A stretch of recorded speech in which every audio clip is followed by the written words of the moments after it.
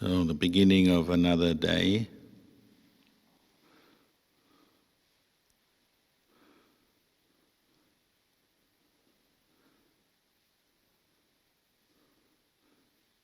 Bring your attention to the present moment, your body as it is right now, how it feels,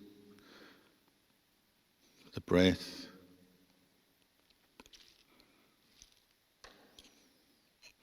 your mind,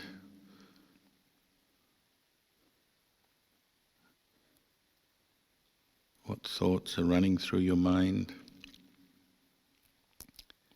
feelings in body and mind.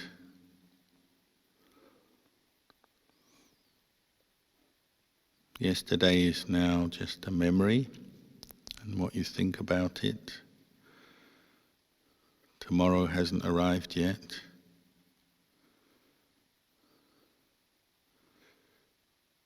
This is the last day of the retreat. So what does that bring up for you? Is the mind full of anticipation about doing other things? Or is it sad that the retreat is ending?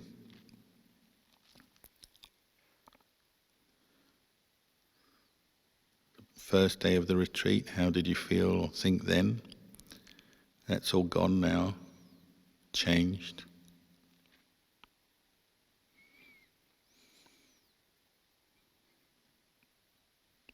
The days and nights are relentlessly passing. How well am I spending my time? What am I doing right now with my life?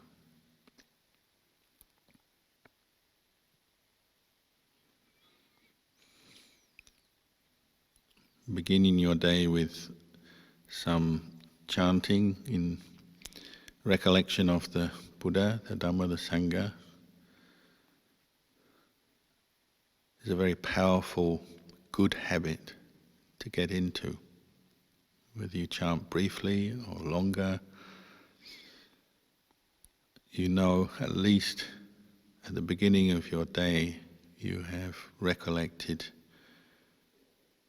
the Buddha, fully enlightened Buddha, the wisdom, the purity, the compassion, the peace of the Buddha, bringing those qualities to mind. The Dhamma, the truth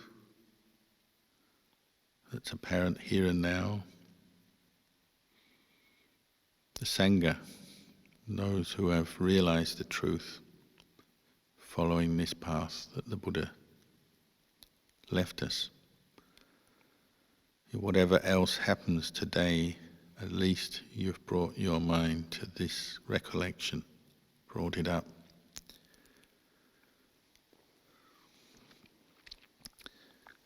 May also be a time you make an adhitthana, a determination, to practice the Dhamma for a day.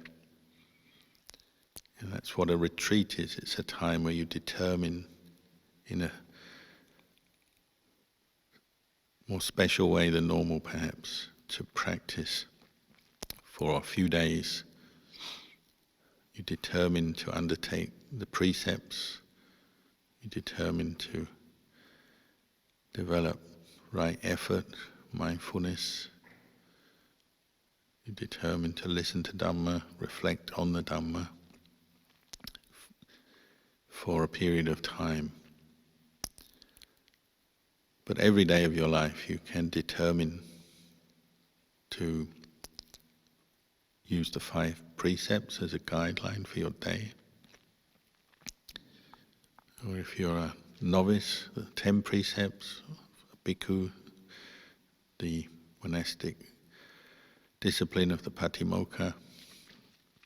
Every morning you can determine to ground yourself in the practice of sila, virtuous conduct.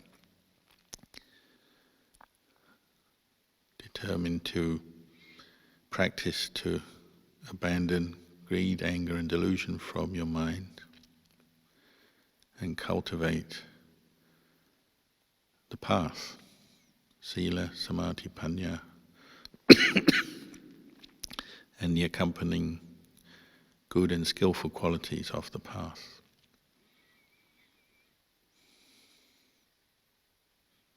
You can also make specific determinations. And today I will meditate for how long or how many times. Today I will determine to help a particular person that you've been thinking of or know needs help. You could make that plan, that determination, and you're going to complete it. You set your mind on that.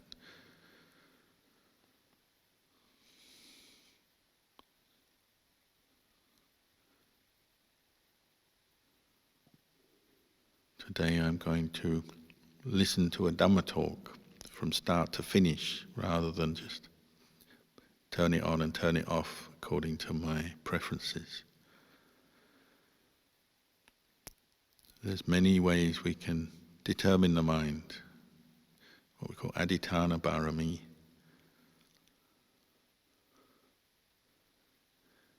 And we can determine just to stick to our goal of following the Buddhist path with honesty and desire to really understand the truth and free our mind from suffering. The Satya Bharami.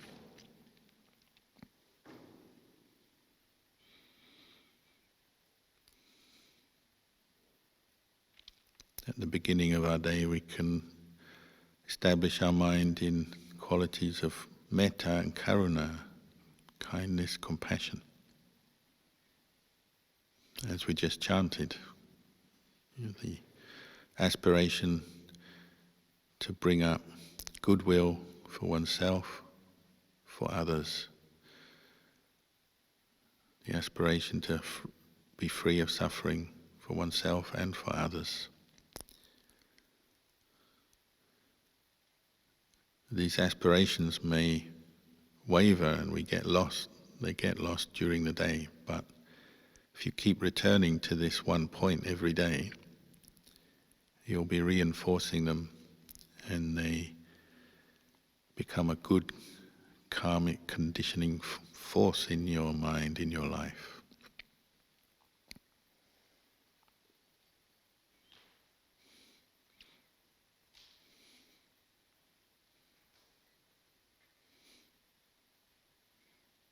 We've let our mind drift, our lives drift endlessly over and over again since we were born.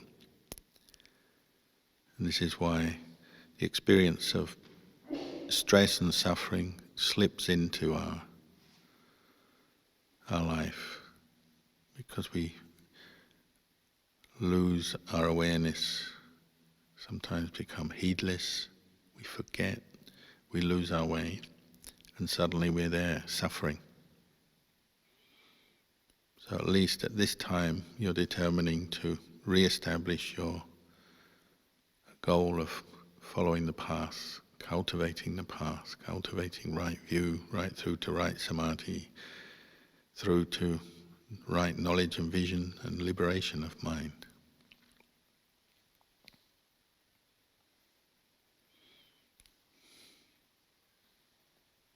At least this day you've brought up this wholesome aspiration. This day you've put effort into your meditation. This day you've put effort into bringing up mindfulness, developing right view, seeing the impermanent, unsatisfactory, selfless nature of body and mind and experience, and developing wisdom.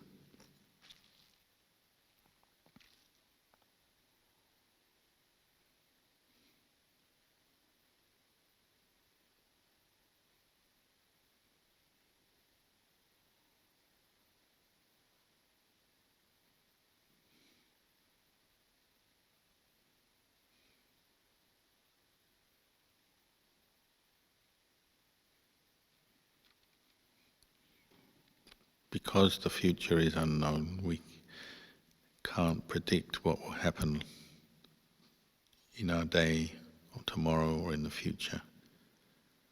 We can only have a general idea what may happen, but we really don't know exactly what will happen. So you constantly come back to the present moment to ground yourself in mindfulness, clear comprehension, right effort, and in wisdom. And where does the future come from? It comes from the present moment. So you're bringing up the right qualities to go into the future.